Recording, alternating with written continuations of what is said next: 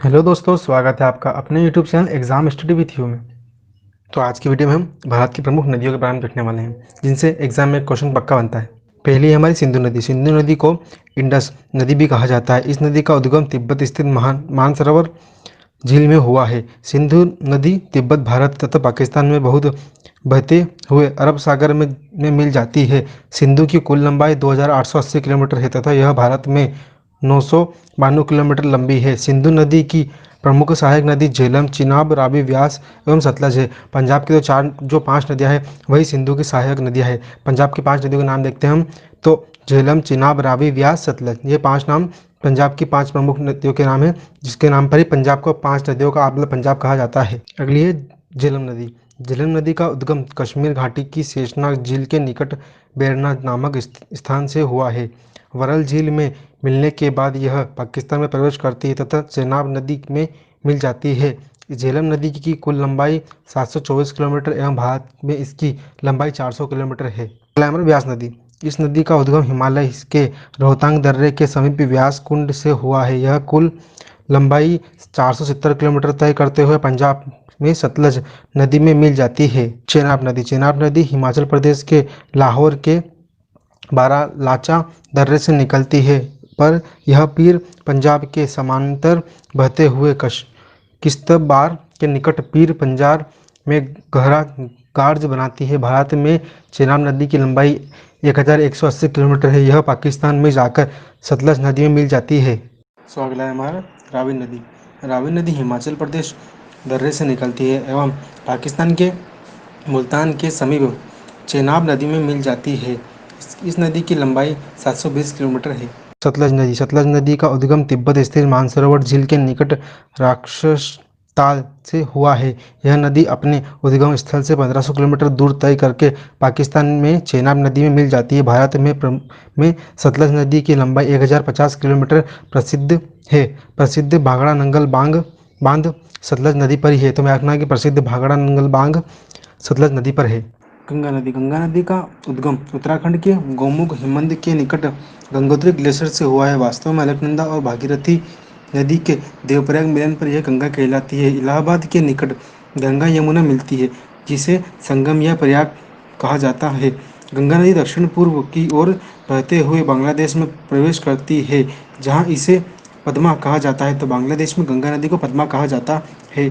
बांग्लादेश में मिलने से पहले यह नदी चामपुर नदी से मिलती है तो इसका नाम मेघना हो जाता है। गंगा नदी की कुल लंबाई 2525 किलोमीटर है और भारत में इसकी लंबाई 2510 किलोमीटर है। गंगा नदी पश्चिम बंगाल में विश्व का प्रसिद्ध सुंदरवन का डेल्टा का निर्माण करती है। गंगा नदी की प्रमुख सहायक नदी यमुना, सोन, रांग में घुघरा, कोशी इत्यादि है। यमुना नदी गंगा नदी की प्रमुख सहायक नदी है। इस नदी का उद्गम उत्तराखंड के यमुनोत्री नामक ग्लेशियर से हुआ है, जो बंदरपूछ पहाड़ी पर स्थित है।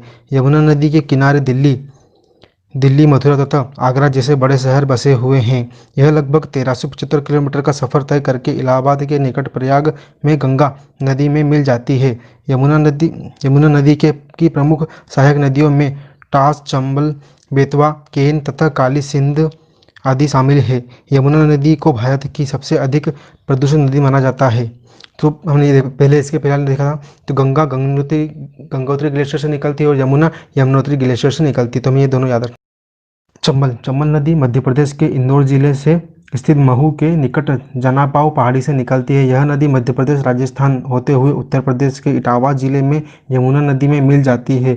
चंबल नदी की लंबाई लगभग 950 किलोमीटर है। यह नदी बिहाड़ों गड्ढों का निर्माण करती है। घाघरा नदी का उद्गम मापचांचुंग ग्लेशियर से हुआ है, जो तिब्बत के पठार में स्थित है। यह नेपाल के मध्य से बहती है। हिमालय तथा शिवालिक श्रेणी को पार करते समय यह राशिपानी नामक स्थान पर गहरी संकीर्ण घाटी का निर्माण करती है। घाघरा नदी बिहार में छापरा के पास गंगा नदी में मिल जाती है। इस नदी की लंबाई लगभग 1200 किलोमीटर है। गोमती नदी का उद्गम उत्तर प्रदेश के पीलीभीत जिले से हुआ है। उत्तर प्रदेश की राजधानी लखनऊ इसी नदी के किनारे बसा हुआ है। यह गाजीपुर के निकट गंगा नदी में मिल जाती है। गंडक नदी इस नदी का उद्गम नेपाल तिब्बत के समीपवर्ती पर्वत श्रृंखलाओं से हुआ है। नेपाल में इस नदी को शालिग्रामी तथा नारायणी नाम से जाना जाता है। उत्तर प्रदेश तथा बिहार की सीमा में बहते हुए यह नदी पटना के पास गंगा नदी में मिल जाती है। गंडक नदी की लंबाई लगभग 425 किलोमीटर है। तो हमें गंडक नदी की लंबाई याद रखना है, 425 किलोमीटर है। कोशी कोशी नदी का उद्गम प्रारंभिक रूप से 7 धाराओं से हुआ, जो नेपाल, हिमालय तथा कंचनजंगा पर्वत से निकलती। इन धाराओं में सबसे बड़ी धारा का नाम अरुण है, जो माउंट एवरेस्ट के पास से निकलती है। बिहार के मैदानी भागों में बहते हुए यह नदी भागलपुर जिले में गंगा नदी में मिल जाती है। कोसी नदी की लंबाई लगभग 750 किलोमीटर है। कोसी नदी अपने मार्ग परिवर्तन एवं भयंकर बाढ़ के लिए कुख्यात है। यह प्रतिवर्ष बिहार में जन धन की अपार क्षति पहुंचाती है, इसलिए इसे बिहार का शोक कहा जाता है। तो एग्जाम में क्वेश्चन पूछा गया था कि बिहार का शोक किसे कहा जाता है, तो बिहार का शोक कोसी नदी को कहा जाता है। दामोदर नदी, इस नदी का उद्गम छोटा नागपुर के पठार में स्थित प्लामू पहाड़ी से हुआ है। यह झारखंड से बहती हुई पश्चिम बंगाल में प्रवेश करती है तथा हुगली नदी में मिल जाती है। दामोदर नदी द्वारा बंगाल में बाढ़ से भारी तबाही लाती है, इसलिए इसे पश्चिम बंगाल का शोक कहा जाता है। तो पश्चिम बंगाल का शोक दामोदर नदी, ठीक है। नदी पर दामोदर घाटी परियोजना संचालित है। दामोदर घाटी परियोजना किस नदी पर संचालित है? दामोदर नदी पर संचालित है, जो अमेरिका की टेनेसी नदी घाटी परियोजना पर आधारित है।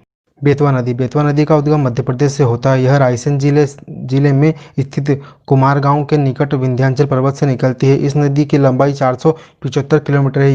यह उत्तर प्रदेश के हमीरपुर जिले में यमुना नदी पर मिलती है। इस नदी पर माता टीला एवं राजघाट बांध निर्मित है। सोन नदी का उद्गम मध्य प्रदेश में स्थित अमरकंटक की पहाड़ियों से हुआ है। यह मध्य प्रदेश के रीवा एवं सिंधी जिलों से बहती हुई उत्तर प्रदेश में प्रवेश करती है तथा पटना के समीप गंगा नदी में मिल जाती है।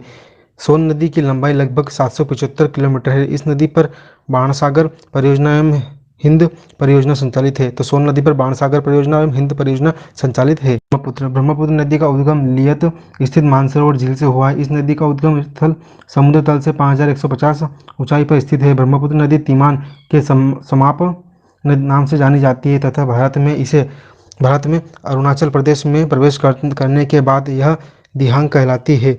असम में इसे ब्रह्मपुत्र के नाम से जाना जाता है तथा बांग्लादेश में इसे जमुना कहा जाता है। तो बांग्लादेश में ब्रह्मपुत्र को जमुना कहा जाता है। गंगा एवं ब्रह्मपुत्र के संगम के बाद दोनों की सम्मिलित धारा को मेघना कहा जाता है। ब्रह्मपुत्र नदी की कुल लंबाई 2900 किलोमीटर है तथा भारत में यह 916 किलोमीटर लंबी है। इस नदी पर असम में विश्व का सबसे बड़ा द्वीप मांजेली द्वीप स्थित है। तो ब्रह्मपुत्र नदी पर विश्व का सबसे बड़ा द्वीप मांजेली द्वीप स्थित है। नर्मदा नदी, यह नदी मध्य प्रदेश के विंध्याचल पर्वत से स्थित अमरकंटक की पहाड़ियों से निकलती है। यह अपने उद्गम स्थल से पश्चिम की ओर 1312 किलोमीटर की दूरी तय करती है। गुजरात में भड़ोंच के निकट खंबात की खाड़ी में गिरती है। नर्मदा नदी पर डेल्टा का निर्माण नहीं करती, एस्चुअरी का निर्माण करती है। इस नदी पर इंदिरा सागर परियोजना, ओकारेश्वर परियोजना एवं सरदार सरोवर परियोजना निर्मित है। ताप्ती नदी, इस नदी का उद्गम मध्य प्रदेश के बैतूल जिले के मुल्ताई नगर के पास हुआ है। ताप्ती नदी पश्चिम की ओर नर्मदा नदी के समानांतर बहती हुई गुजरात में सूरत के निकट खंबात की खाड़ी में गिरती है। इस नदी की लंबाई 724 किलोमीटर है। अगली है महानदी का उद्गम छत्तीसगढ़ राज्य के रायसेन जिले में स्थित सिंहवा पहाड़ी से हुआ है। यह नदी छत्तीसगढ़ एवं उड़ीसा राज्य में 857 किलोमीटर बहती हुई बंगाल की खाड़ी में गिरती है। इस नदी पर उड़ीसा राज्य में प्रसिद्ध हीराकुंड बांध बना है। तो महानदी पर हीराकुंड बांध बना है। गोदावरी, इस नदी का उद्गम महाराष्ट्र के नासिक जिले से होता है। गोदावरी नदी दक्षिण भारत की सबसे लंबी नदी है। दक्षिण भारत की सबसे लंबी नदी गोदावरी है। इसकी लंबाई 1465 किलोमीटर है। तो गोदावरी नदी की लंबाई 1465 किलोमीटर है। यह अपने विशाल आकार के कारण नदी को दक्षिण की गंगा एवं वृद्ध गंगा नाम से जाना जाता है।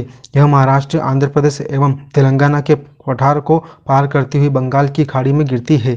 कृष्णा नदी महाराष्ट्र के महाबलेश्वर निकट एक झरने से निकलती है। यह महाराष्ट्र, कर्नाटक तथा आंध्र प्रदेश में बहते हुए विजयवाड़ा के निकट विभिन्न शाखाओं में बंगाल की खाड़ी में। इस नदी की लंबाई 1400 किलोमीटर। नागार्जुन सागर परियोजना, ताइनी सेलन परियोजना निर्मित है। तो कृष्णा नदी पर नागार्जुन परियोजना तथा ताइनी सेलन परियोजना निर्मित है।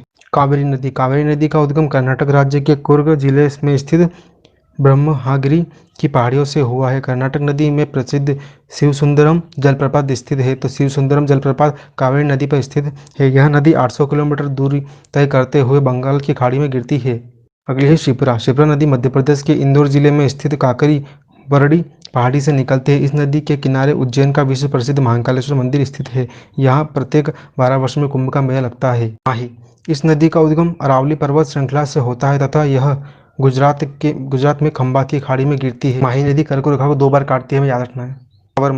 साबरमती राजस्थान के उदयपुर में अरावली पर्वत श्रृंखला से निकलती है तथा खंबात की खाड़ी में मिल जाती है। इस नदी के किनारे अहमदाबाद तथा गांधीनगर बसे हुए हैं। आज की वीडियो में हमने नदियों का टॉपिक क्लियर किया है, जिसमें से हमेशा एग्जाम में एक क्वेश्चन पूछा जाता है। दोस्तों, अगर आपको वीडियो पसंद आया हो तो वीडियो को लाइक करें, वीडियो को शेयर करें, तो चैनल को सब्सक्राइब नहीं किया हो तो चैनल को सब्सक्राइब करें।